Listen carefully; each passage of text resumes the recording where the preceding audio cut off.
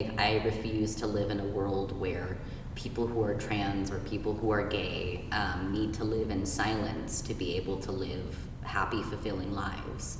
Like, being able to make decisions about our bodies and how we get to live is something that is really important to me.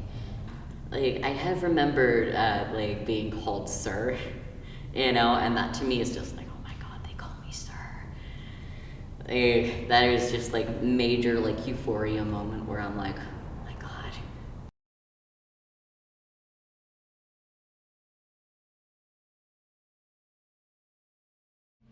How are you feeling emotionally? A little bit anxious, but like a base level of anxious, like not a bad anxious. What helps you feel less anxious? Sometimes like movement, like moving my hands, like sort of rocking side to side, that kind of stuff.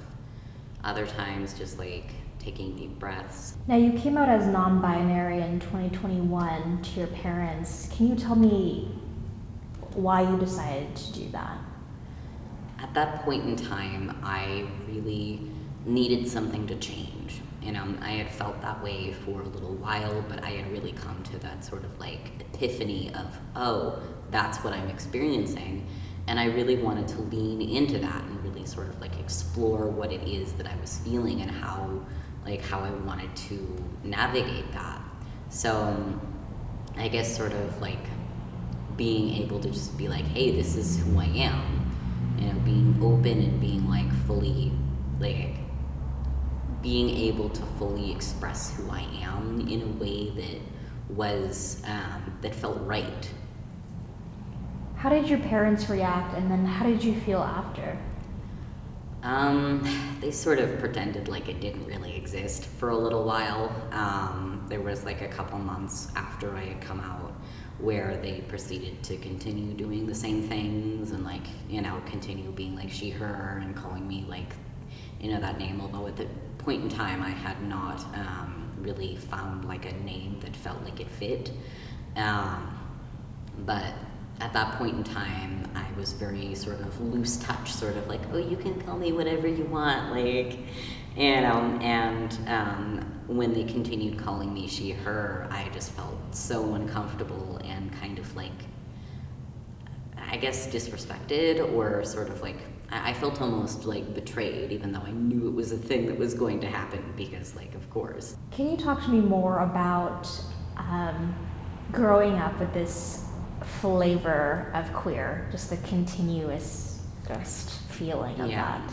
I was kind of always that kid who was sort of Schrodinger's gender, where I was kind of the kid who was very, like, I guess, strong and very, like, kind of open, very much that sort of I command the space type of deal.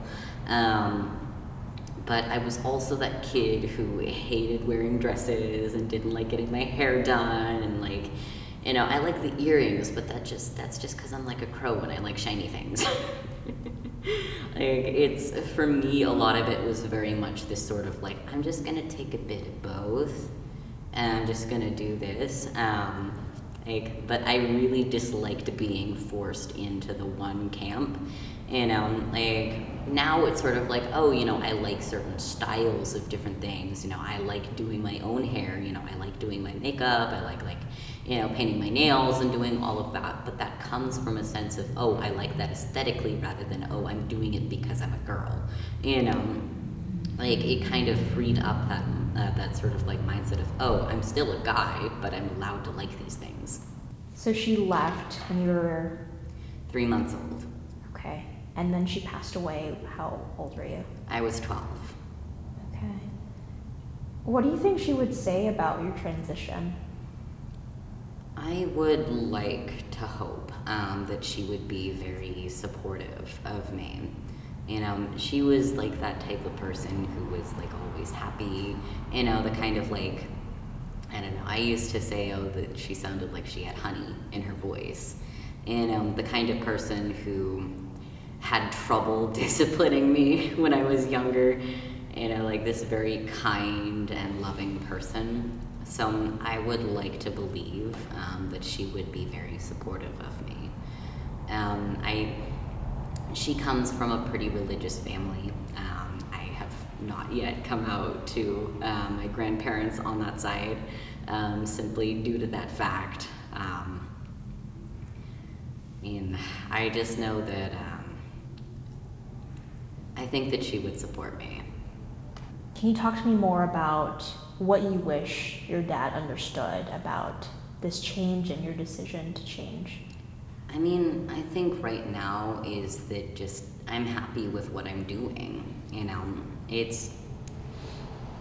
He says that, what he wants for me is my happiness, and I do believe him when he says that.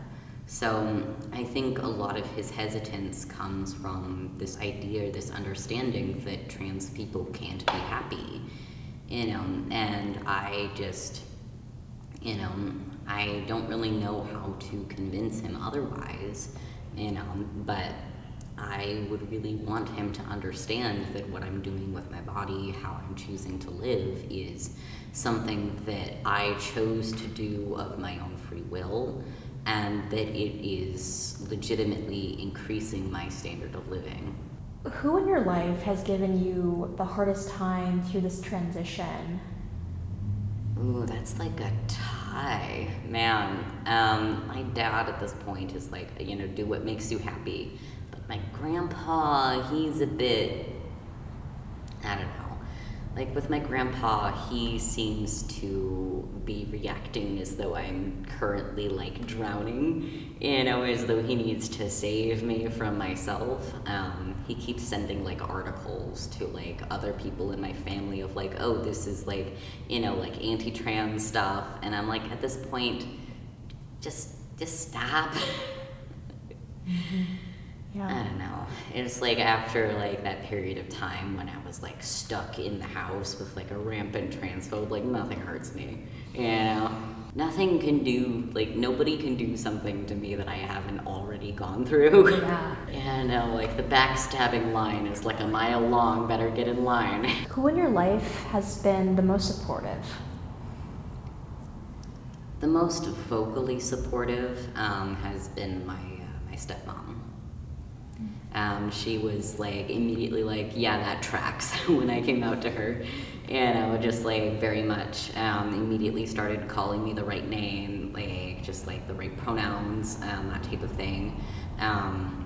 My older sister, my older stepsister, she's also trans and she came out a little bit ago as well. And she's been like very vocally supportive of her as well. So it's definitely like, these are my trans children and you can like hurt them over my dead body. How did you feel when she was vocally supportive of you? She was like one of the first people like a couple of years ago to be like that like strong arm, like I will die for you level support. So for me that was just like, oh my god, that's like, it was very much a nice feeling, because in that moment I was like stuck in a household where it didn't feel like my identity was being respected or that type of deal. What is something that you wish your dad and your grandparents understood? Well, I think one of the big things is that I'm happy like this. I think in their minds they don't really see being transgender as a valid lifestyle.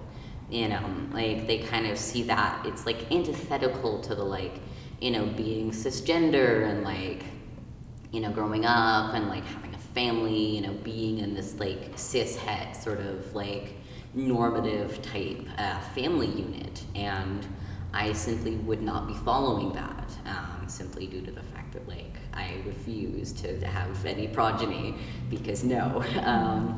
So in that instance, it would be like, I know in my family there is a lot of medical, I guess, paranoia, maybe not like paranoia, but like medical distrust, where it's like they have a lot of distrust of the medical system and they seem to like be very much against like big pharma and that type of stuff. So in some instances, it's like they think I'm being brainwashed by Big Pharma, and I have to be like, no, this is something that I elected to do. I'm not being pressured into anything. It's just, I think that level of paranoia definitely comes from the idea that having a trans body, making those modifications aren't like a valid way to live.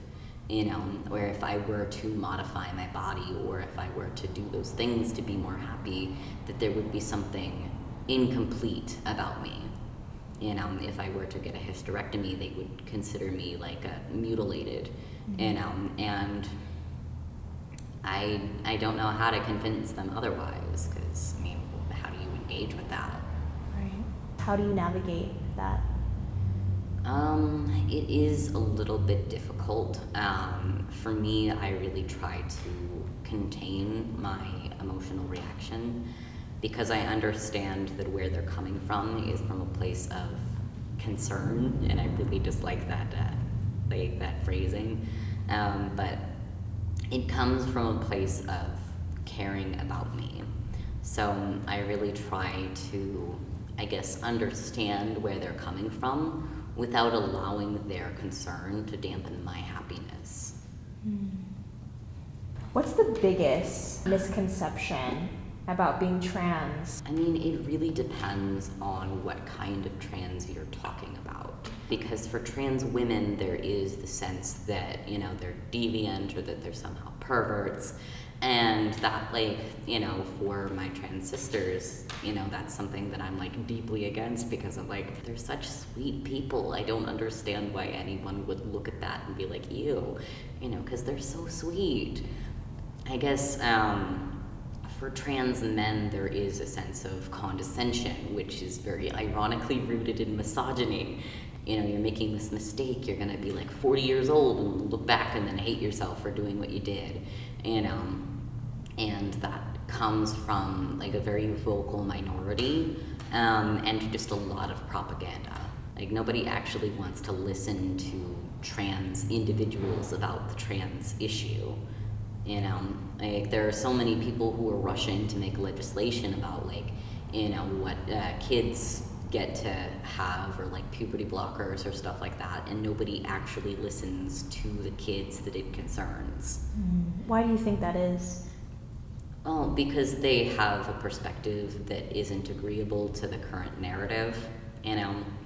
If you actually spoke to them, or if there was a situation where they were speaking, there's a very real possibility that what they're saying would be completely overshadowed by people saying that, oh, they're being brainwashed, or oh, they're being manipulated by their parents who just want attention, which has never happened. That's not a thing that happens.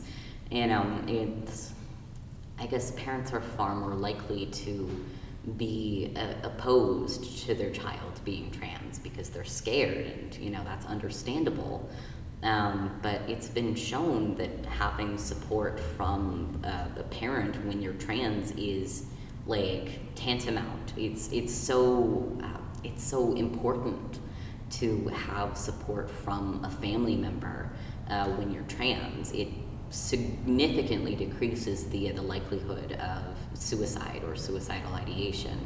So that level of it's very important. It's a little bit difficult to really parse out whether or not certain individuals are, I don't want to use the term evil, but cruel. There are a certain number of people who simply just hate what they hate and want those people to suffer. But there are also individuals who truly do feel concern and truly do believe, oh, these kids are being manipulated. And it's usually the people who want the people to suffer who are manipulating the people who are really just concerned. I remember you'd mentioned that when you do talk about, your transition with your grandfather and then your dad, that they have some assumption that it's coming from influence of something else. Tell me more about that. So they really do believe that it came from like social media or stuff like that, and I won't deny that a lot of my understanding of being trans comes from the internet, because that's kind of the way that people interact nowadays. You know, in a lot of ways, it very much mirrors like 1950s homophobia, okay, where they believe that, someone couldn't possibly be gay, they must have been manipulated by like the media, like seems like bigotry has sort of a cyclical nature in terms of certain narratives. I was, at least during the pandemic, I did have to turn towards more social media oriented means of communicating with people. And I do think that had an influence, but I don't think it is to the point where I would suddenly make the decision to uproot my entire life and like make things differently, like with my whole body. It's like, it did sort of spur on some realizations, but it's like, oh, that was always there. What's one thing you miss most about a past version of yourself? I guess sort of the respect that I received, like even as like, a younger, what was perceived to be a woman, I was given some level of respect that I just don't have at this point. In talking with my grandpa, there's a marked difference between the level of, I guess, willingness to hear out my perspective that just isn't there now.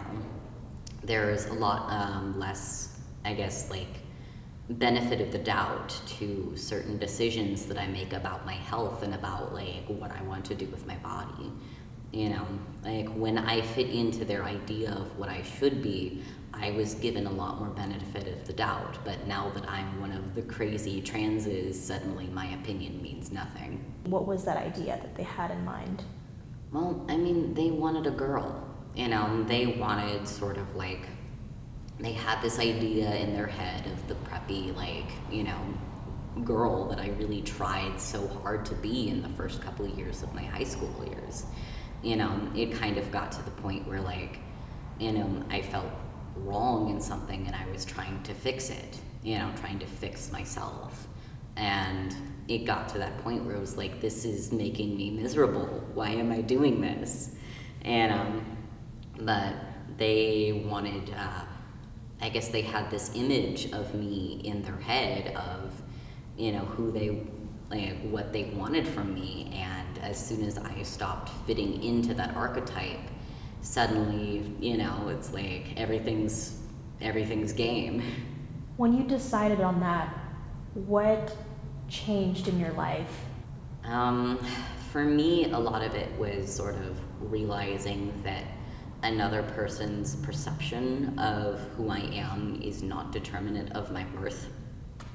A lot of it had to be that I had to sort of figure out internally what my values were, what I wanted for people, and how I wanted to engage with other people.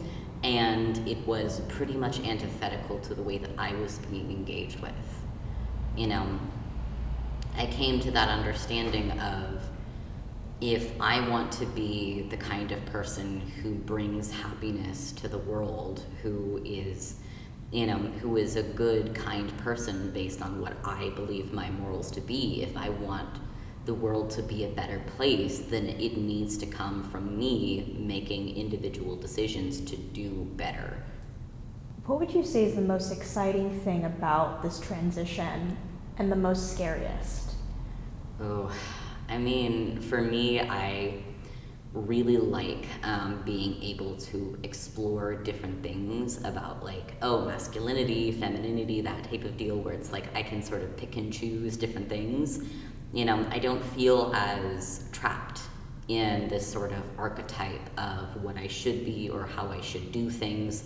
Even in terms of, like, feeling dysphoric or experiencing those types of things where it's like, oh, I can wear makeup, or I can do this, or I can do that.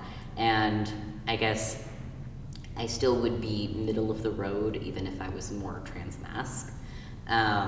just kind of allowing myself to feel what feels natural rather than feel what is accepted. And one of, I guess, the scariest things when it comes to being trans is, I mean, a lot of it has to do with current perception. You know, I want to get top surgery. I'm still very on the fence about bottom surgery. I know that I want to get the baby chamber removed, because no, like, flat out no. But I know that in a lot of cases, the science when it comes to being trans, and especially surgical options, really aren't there yet, at least for trans men. There is a little bit more for trans women when it comes to bottom surgery, but for trans men, I'm, I guess, sort of holding out and waiting for something a little bit better. So in terms of that, a lot of it is just like, how can I choose what is best for me right now based on what is available? Is there a part of you that you're kind of scared to reveal? I think in a lot of ways, like currently, at least at work, this is where I notice it a lot, is that I'm kind of like Schrodinger's gender currently, where it's like, you know, I can't wear a binder at work or generally at all due to chronic pain concerns, and trans tape just does not work for me because I have been unfortunately cursed with big bazongas. You know, they'll hear my voice and it's kind of like in that androgynous zone currently. It's not quite masculine fully, but it's not like all the way up. And of course my cadence of voice just does not help even remotely. So they hear my voice and they're presented with like one of two options. Yeah, they're presented with like that middle of the road, and sometimes there are people who will get it and use they them, you know, or use, you know, that type of thing. But it's sort of like with most people, especially older individuals, they'll have to kind of like pick one. Sometimes they assume that I'm like a younger man, or they assume that I'm a butch lesbian, and there's no in between. Are you used to that now, or is it still kind of new? I'm a little bit used to that. It still does sort of feel like a slap in the face when, like, if I get called ma'am, that will ruin my day. It's not fun, but like it's a thing that'll happen sometimes, you know, but like getting called ma'am, just no. I have remembered like being called sir, you know, and that to me is just like, that is just like major like euphoria moment where I'm like, oh my god. And it's usually like an older gentleman too, like assuming that I'm a younger man, and like at that point I have won at life. What scares you the most about your future, and what are you most excited for? I think right now with the way things are politically, I am very afraid of, I mean, at least, like, not in California, because, like, that's fine, but I am afraid of, like, how things are going to pan out in the next couple of years, because I know that the next election cycle is probably going to be pretty, well, if I use the term shit show, I think that it would be pretty apt. It is very much a sort of, people are using my body and my identity as political fodder, and that to me is very scary, because in using like identities or people as a means of winning elections, that can create very dangerous situations for the people that they're using. That to me, like, it's especially bad for trans women. They get attacked a lot, but when it comes to trans men, there is a little bit more of an awareness about that, and I am very afraid of trans men's medical rights being restricted for our own good, you know, the way that abortion is being restricted in that way. I am very afraid that, you know, there could be a situation in which medical stuff that is necessary for my mental well-being will be put behind too many hurdles or stuff like that, just based on the way that the current political system is using my body and my identity to win votes. I refuse to live in a world where people who are trans or people who are gay need to live in silence to be able to live happy, fulfilling lives. Like just like a cisgender heterosexual person is able to live and be open about who they are and who they love, that same right is that same right is something that a transgender or gay person should be able to exercise in the same way that a cisgender heterosexual person would. So, being able to make decisions about our bodies and how we get to live is something that is really important to me. And, to be quite frank, I think it's disgusting that it's being used in the way that it is. Who in your life do you love? And I really love my aunt. She's really nice. She's really helped me over the past couple years. She's been a really good support for me. I really miss my cat.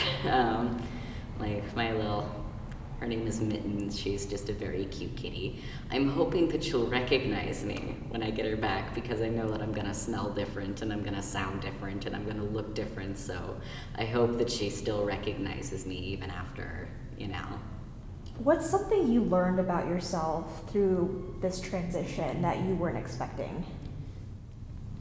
For me, I guess it's the line that should not or never should be crossed, if that makes sense.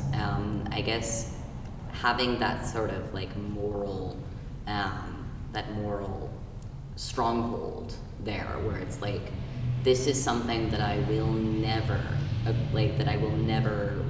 allow for any kind of abridgment. This is something that is so important to me that any level of crossing of this, it's if that makes sense, I don't know. Where it's I believe so strongly in this specific thing that I would die for this. What feels like home to you? Home is, I guess, reading. For me, I was very into reading ever since I was very young. I was kind of the kid, after the monkey bar phase, I was very much the kid who kind of sat in the corner and read big books of just and now I have moved more so towards fan fiction and web comics and stuff like that. I think I read at least the entire length of the Harry Potter series in a week. What are some parts of you that you want to step into more? I guess a sense of confidence, this understanding that I am who I am and I don't need to apologize about who I am. I want to be the kind of person who is able to, I guess, express myself more openly in a way that is less, oh, I'm sorry, and if it's convenient for you, and that type of deal, because I still want to care about other people's understandings and how to do that, but I guess straddling that line between what is good for my mental health and how to be more assertive versus caring about another person is very much this sort of tenuous thing, because there is that sort of line where you have to kind of draw that sort of no, I'm going to take care of what I need to be taken care of, because me continuing to acquiesce to you is negatively impacting me. What does it mean to be Jake? Oh man, that feels I guess to be Jake is a sense of freedom, a sense of, just feeling free to just express what feels right. What's a piece of advice that you would give to your past self, your present self, and your future self? For my past self, what I would want to say, it isn't your fault. For my present self, I would say, do what you gotta do. And for my future self, follow your heart. Now, the advice that you give to your past self, you had said, it isn't your fault. What do you mean by that? Well, in my past, there was quite a lot of blame that was being sort of passed around for the state of the family, the state of what was happening, and I internalized a lot of that, and I experienced a lot of shame and a lot of self-hatred based on that understanding that I was the cause of all of my family's problems, and in recognizing that, wait, I was a child, and a child should not be bearing that kind of weight, my one sort of advice would just be, you are a child. The fact that you are getting blamed for any of this is a problem. And what do you hope for the future? For the future, I guess my main guiding light is I want to help people. I want to do my best to help to improve the world or to improve the life of individual people who need help. I want to be active in, advocating for trans rights, in advocating for rights in general, being very outspoken in terms of how people should be treated. I'm very passionate about the rights of disabled individuals. I really want to create a world in which people are able to move freely and be happy.